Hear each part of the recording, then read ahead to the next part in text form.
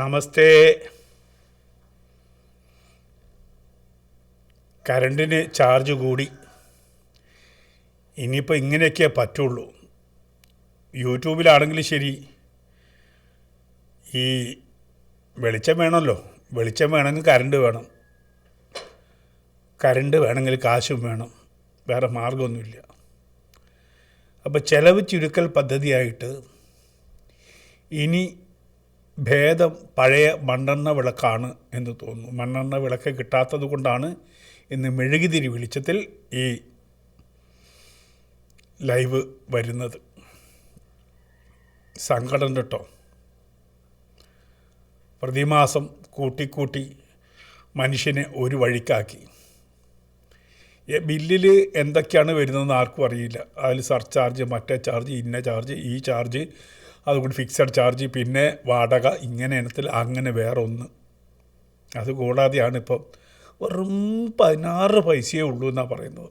അത് 3 മാസത്തേക്ക്. അത് കഴിഞ്ഞാലോ പിന്നെ ഒരു 12 പൈസ വേറെ കൂടും. അങ്ങനെ 28 പൈസ. 28 പൈസ എന്ന് പറഞ്ഞാൽ ഒരു കുടുംബത്തിന് ഏകദേശം മാസം 300 രൂപ. അരി മേടിക്കാനുള്ള കാശ് കട്ടെടുത്തു. ഇങ്ങനെ ഓരോ കാര്യം പറഞ്ഞ് നമ്മുടെ പോക്കറ്റടിക്കാൻ തുടങ്ങിയിട്ട് വർഷം 8 കേട്ടോ. ഈ പിണറായി വിജയൻ വന്നതിന് ശേഷം കഷ്ടകാലം എന്നല്ലാതെ മലയാളിക്ക് വല്ലതും ഉണ്ടായിട്ടുണ്ടോ? മലയാളിക്ക് വല്ലതും ഉണ്ടായിട്ടുണ്ടോ എന്ന ചോദ്യം ഒരിക്കൽ കൂടി ചോദിക്കുകയാണ്. ചാർജ് കൂടാത്ത എന്തെങ്കിലും ഉണ്ടോ? പണ്ടൊരു വീട് വയ്ക്കാൻ പെർമിറ്റിന് പോയ 10,000 1000 കൊണ്ട് കാര്യങ്ങൾ നടന്നിരുന്നു. ഇന്നത് 25,000, 24,000, 8,000, 10,000 ഒക്കെ ആക്കി മാറ്റിയിട്ടുണ്ട്. ചാർജ് കൂട്ടാത്ത ഒരു ഇനം അന്ന് പത്രത്തിൽ വന്നത് 5 വർഷത്തേക്ക് ഒന്നും കൂടില്ല എന്ന് പറഞ്ഞിട്ടാണ് ജനങ്ങൾ വോട്ട് ചെയ്ത് ജയിപ്പിച്ചത്. 5 വർഷത്തേക്ക് കൂടിക്കൊണ്ടേയിരിക്കുകയാണ്. ഇതെവിടെ ചെന്ന് അവസാനിക്കുമെന്ന് ഒരു പിടിപാടുമില്ല. നമ്മുടെ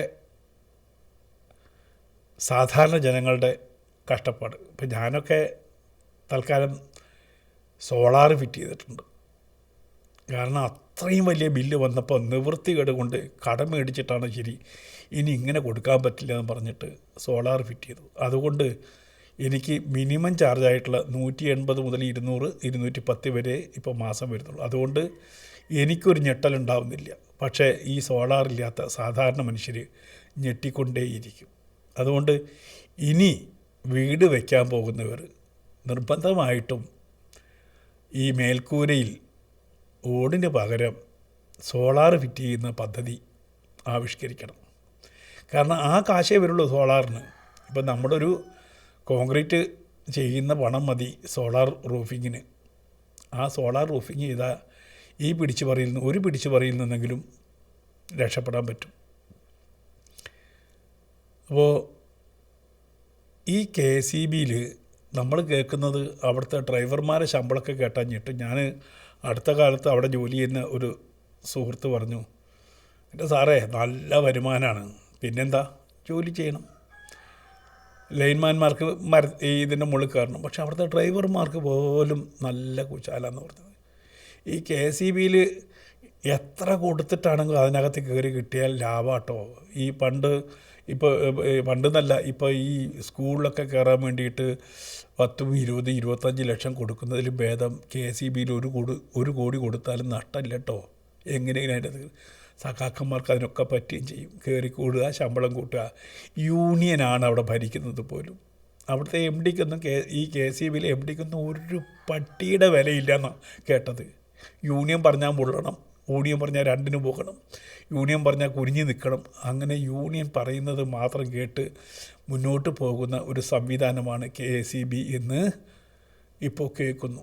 നമുക്കറിഞ്ഞുകൂടാ, അതിനകത്തേക്ക് സാധാരണ മനുഷ്യന് കടന്നു ചെല്ലാൻ പറ്റില്ലല്ലോ. പക്ഷേ വിവരമുള്ളവർ പറഞ്ഞെന്ന് കേൾക്കുന്നുണ്ട്.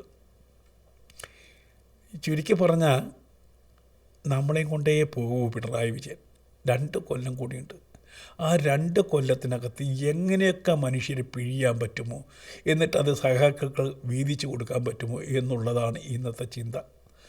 അതുകൊണ്ട് ഈ വിളക്ക് കത്തിച്ച് ഒരുപക്ഷെ ലോകത്തിലാദ്യമായിട്ടായിരിക്കും ഇങ്ങനെ മെഴുകുതിരി വെളിച്ചത്തിൽ ഒരാളിൽ ഈ യൂട്യൂബ് ചെയ്യുന്നത്.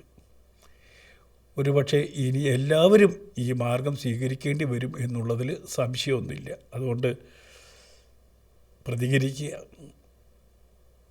ഈ മാൻഡ്രേക്കിനെ താഴെ ഇറക്കിയിട്ടില്ലെങ്കിൽ കേരളം അധോഗതിയാവും. എന്തോ പറഞ്ഞാലും അതിന് ആനെ തന്നെ പാപ്പനെ എന്ന് പറയുന്ന ഒരു പാർട്ടി സെക്രട്ടറിയും കൂടി ആയിക്കഴിഞ്ഞാൽ വലിയ ഭേഷ്. അവർക്കിതൊന്നും അറിയണ്ടല്ലോ. അവരുടെ കക്കൂസ് ഉണ്ടാക്കാൻ, അവർക്ക് മോടി പിടിപ്പിക്കാൻ കോടികൾ ചിലവാക്കാം. അവരുടെ ബംഗ്ലാവിലേക്കല്ലേ. ഈ 5 കൊല്ലം ഭരിക്കുന്നതിനിടയ്ക്ക് എത്ര സ്വർണത്തിൻ്റെ കക്കൂസ് പോലും വേണമെങ്കിൽ കൊണ്ടുവയ്ക്കും. ആ രീതിയിലാണ്. എന്തായാലും നമ്മുടെ അധോഗതി ഓർത്തിട്ട് നമുക്ക് വിഷമിക്കല്ലാതെ വേറെ മാർഗമൊന്നുമില്ല. നമുക്ക് പ്രാർത്ഥിക്കാം, ദൈവമേ ഈ പണ്ടാരത്തിനെ ഒന്ന് ഞങ്ങളുടെ തലയിൽ നിന്ന് ഒഴിവാക്കി തരണമേ എന്ന് പ്രാർത്ഥിക്കുകയല്ലാതെ വേറൊന്നും മാർഗമില്ല. അതുകൊണ്ട് 6 മണിക്ക് ശേഷം അടുത്ത ഇടി വരുന്നുണ്ട് കേട്ടോ. ഞാൻ കഴിഞ്ഞ ആഴ്ച മീറ്റർ ഇവിടെ റീഡിങ് എടുക്കാൻ വന്നപ്പോൾ ചോദിച്ചു, അല്ല ഇനി വൈകുന്നേരത്തെ മീറ്ററിങ് വേറെ തന്നെ ആവുമോ?